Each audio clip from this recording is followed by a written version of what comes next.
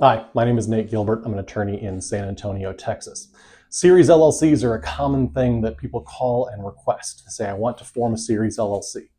What I want to talk about is when a Series LLC is a bad idea, when you should not actually use a Series LLC. If you have certain questions about Series LLCs or you're wanting to form one, you can always reach out. I provide free consultations at my website that's linked in the description. You can schedule a time directly on my website to speak with me regarding your Series LLC questions and if you'd like to form one. Now, when people say, I want to do a Series LLC, it's usually because they have multiple ideas for a business or multiple things that they want to protect, right? So multiple properties or multiple business ideas. It seems like kind of a shortcut to have multiple business entities that we can use easily versus filing multiple LLCs. The deciding factor when I'm thinking about Series LLCs for a client is compounding of risk. So single family residential homes are kind of on one end of the spectrum, right? These are not very risky properties. These are not things that are going to develop a giant liability profile over the course of time, right? You're going to have issues with them. You might have a lawsuit or two, but generally speaking, it's one of the safer investments that in that regard. The other side of the spectrum would be kind of things like active businesses that have multiple clients coming in. So I like to use the example of like a Jiffy Lube or a mechanic shop, right? We've got a lot of people coming in. We've got heavy machinery. We've got things going along. That's kind of a risky business in the sense that it's entering the stream of commerce. It has agreements and contracts with vendors and employees. We have constant people on the property or on the premises of the actual garage. And we're providing services to the public, right? That's a risky thing, just like most businesses, where we are compounding our risk daily in a business because we are touching and concerning on the stream of commerce.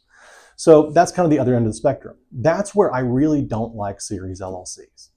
And the reason for that is, like, let's say I have multiple ideas for multiple garages that I want to try.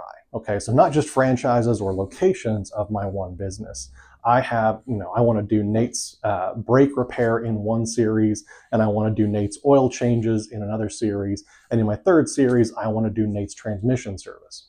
So I have 3 different garages, 3 different active businesses. Well, now all I'm doing is compounding those risks for each individual one. And I'm saying, okay, let's put them all together. That risk is compounded. So now I have 3 times the chance of those walls being torn down in between the individual series, as well as between myself and the series or the Series LLC itself. So not something that I'm super excited about to do for clients. We absolutely do them. If someone wants to do that, this is kind of the same spiel I give to them, same speech that I give to clients that are wanting to do that. It's absolutely legal. There's nothing legally wrong with it. You can totally do it. But for my money, separate LLCs is going to work a whole lot better there. I mean, all it takes is one judge sometime, somewhere down the line that says, you know what, I've never really liked Series LLCs, so I think I'm going to use this as an example, and I'm going to tear the whole thing down. That's all it takes. And all of a sudden, all 3 of our businesses are gone. So I really want to make sure that we're thinking about Series LLCs and not just using them as something we say, well, I've got multiple ideas, multiple things I want to protect, therefore I should use a Series LLC.